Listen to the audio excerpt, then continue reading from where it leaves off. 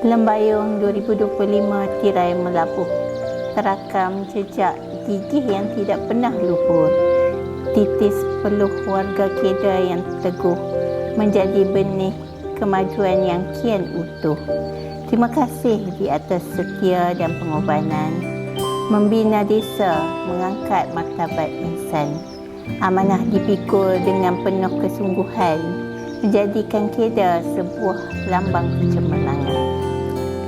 Kini, Fajar 2026 mula menyingsing terang, membawa harapan yang lebih luas terbentang.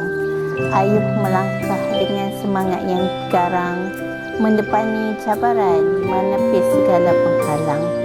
Genggam tekad di dada, kita ukir sejarah bersama. Demi kesejahteraan rakyat, demi Malaysia madani tercinta, teruslah berbakti, cemerlang sepanjang masa.